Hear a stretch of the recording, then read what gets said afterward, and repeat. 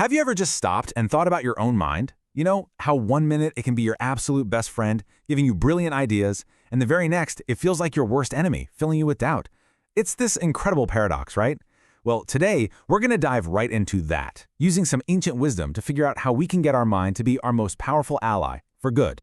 So I want you to really think about it for a second. Right now, in this moment, is your mind working for you or is it working against you?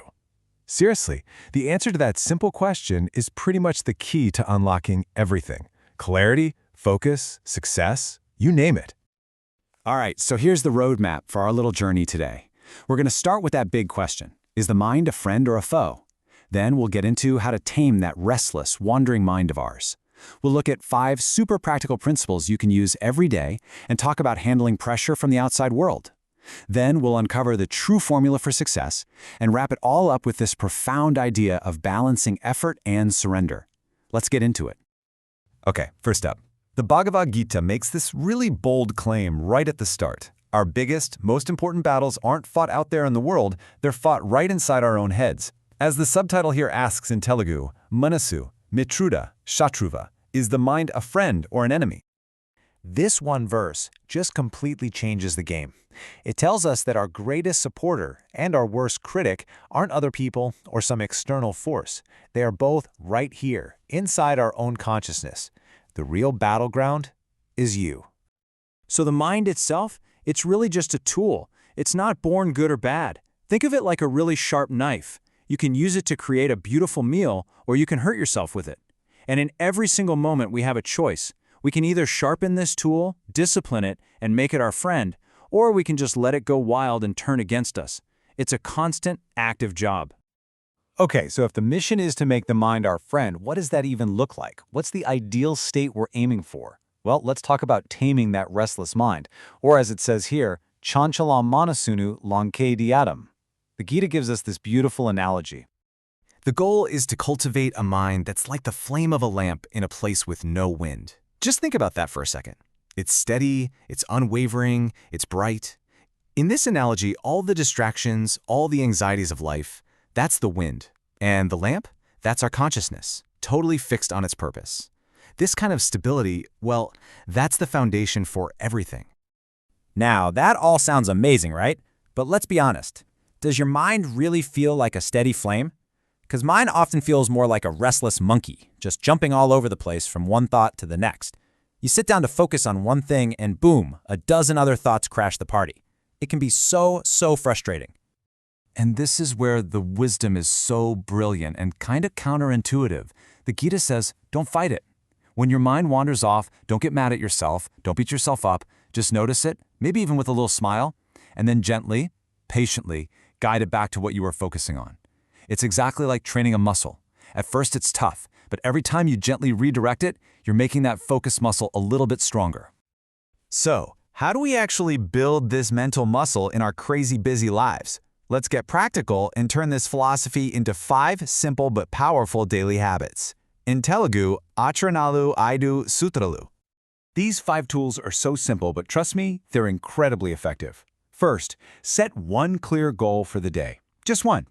Second, when you feel scattered, stop. Take 2 minutes to just focus on your breath. That's it. Third, and this is a big one, control your distractions. Put the phone away when you need to focus. Fourth, use a positive phrase to kind of reprogram your own mind. And fifth, at the end of the day, do a quick review. What went well? What could be better? These tiny wins build massive willpower over time. Okay, so managing our inner world is one piece of the puzzle. But what about the Bairi Prapancha Prabhavalu, the influences of the outer world? What happens when our friends and social pressures start pulling us in a million different directions? The answer here isn't to go live in a cave and avoid everyone. It's about being aware of the direction of influence. You have to ask yourself, honestly, when I'm with my friends, am I lifting them up with my focus and my energy, or are they dragging me down with their distractions? Just being aware of that flow is your first line of defense in protecting your own mental space. So here's how you can actually handle that. You got to learn to set polite but firm boundaries around what's important to you. Get your most important stuff done before you hang out with anyone, and maybe most important of all, make a conscious effort to spend more time with friends who actually support your goals. That one positive friend can make all the difference. And for those moments when you feel that pressure, when you start comparing yourself to others and feel like you're falling behind, this is a powerful phrase to bring your mind back home. Just close your eyes, take a deep breath, and remind yourself, I am on my own path at my own speed. That simple thought can instantly reclaim your power and just bring you back to center. Okay, so we've talked about controlling the mind, we've talked about managing the outside world. Now let's put it all together into what the Gita calls Vijayaniki Asalayana Sutram, the true ultimate formula for success. The symbolism here is just so powerful. You've got Krishna, or Krishnadu, who represents our highest intelligence. That's our calm, controlled, wise mind. And then you have Arjuna, or Arjundu, who represents us, the sincere person out in the world, taking committed, focused action. And this leads us to this incredible equation for success. When you can unite these two forces inside yourself, the clear, steady guidance of your inner wisdom and the sincere, dedicated effort of your actions, success is basically guaranteed. Prosperity, victory, clarity, they will all naturally come to you. And that brings us to our final and maybe the most profound teaching of all, Prayatnam Mariyu Samarpanam, which means effort and surrender. How is it possible to give something your absolute all while also letting go of the outcome? This is really the heart of karma yoga, the yoga of skillful action. This famous verse gets misunderstood all the time. It is not telling you to stop caring or to be unmotivated.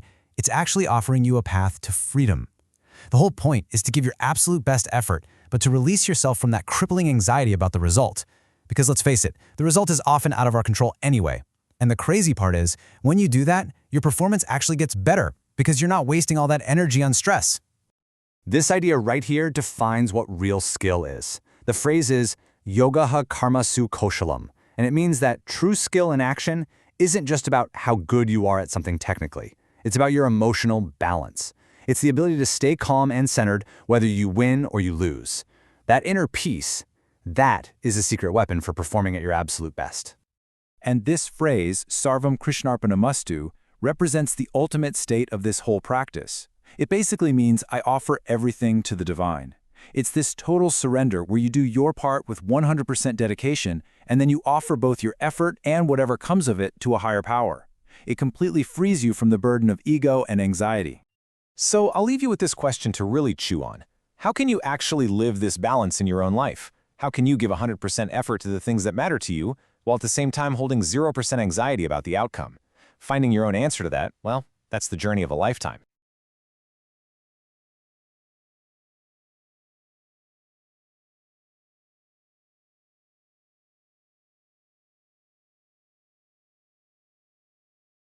So today, we're going to take a look at the work of a group called Vijnanamitra. They have this really simple but honestly pretty profound goal to bring more peace and awareness into the places we learn. But, how do you actually do that? How do you make that a reality in our schools, in our homes? Well, let's dive in and find out. Okay, let me ask you something. Think about a stressful moment, something that happened just the other day. Maybe you were stuck in traffic, totally frustrated, or in the middle of a really tough conversation. What was your first impulse? Did you just react? Let that frustration or anger take over? Or did you manage to take a breath just for a second and respond a little more thoughtfully? It's that tiny little gap, right? That space between reacting and responding. That's exactly what we're going to get into. And this is the idea at the heart of it all. Respond, don't react. It sounds so simple, right? But this little phrase is the core philosophy. It's the North Star for everything Vijnanamitra is trying to do. It really just boils down to making a conscious choice, choosing awareness over just pure impulse. So yeah, this isn't just some catchy slogan. It's a whole guiding philosophy. So you might be wondering, who are the folks actually putting this simple but powerful vision into practice? Well, it's a group called Vijnanamitra. And really, they're just a collective of like-minded people who share this one big goal. They want to help transform our schools into places of peaceful living and, well, mindful learning. Okay, having a powerful vision is one thing. That's a great start, but how do you actually bring it to life? I mean, how do you carve out a path to peace inside a loud, busy, sometimes chaotic school? Let's take a look at how they're putting this whole vision into practice. The answer is they take action. Vijnanamitra puts on these really unique workshops. And what makes them so unique is that they're not just for the students or just for the teachers. Nope, they're designed to bring the entire school community into the fold, everyone together. And when we say the entire community, we really mean it. This whole approach is built on 3 pillars: the students, the teachers, and, you guessed it, the parents. By getting everyone on board, they're creating this complete support system, a truly holistic approach to mindful learning. And each of these groups has a really specific, tailored goal. So for the students, it's all about building better focus and finding more emotional balance. For teachers, the aim is to help them create calmer, more compassionate classrooms. And for parents, it's about nurturing that same sense of harmony at home. You can see how it all connects, right? The learning doesn't just stop at the school gate. So let's circle back to that core idea we started with. Reacting, that's our autopilot, right? It's instant, it's emotional, it's impulsive. But responding, that's different. That's thoughtful. It's balanced. It's aware. It's a choice you make. And really, all of Vijnanamitra's work is about helping people build that mental muscle to make the shift from just reacting to consciously responding. And you can imagine what happens next, right? When you have students, teachers, and parents all on this same journey, the result is pretty amazing. It's that ultimate goal, nurturing harmony and doing it together. So this brings us to what they actually mean by mindful learning. And it's not just about hitting the books or getting good grades. It's a practice. Think of it as an active, ongoing effort to create environments, and this is key, both at school and at home, that are filled with awareness, with patience, and with peace. You know, this statement here, it's so much more than just a nice sentence. It's really an invitation. It's a call to action for all of us to get involved in actively building these kinds of spaces, homes and schools that are truly full of awareness, patience, and peace. It's a pretty powerful vision, isn't it? So if you're sitting there thinking, wow, I'd love to bring something like this to my community, well, here's how you can take that next step. If you want to learn more or maybe ask about their programs, you can get in touch with Venkata Ramana. The phone number is 6300-840-335. Or you can just hop on over to their website at vijnanamitra.in. Thanks so much for joining.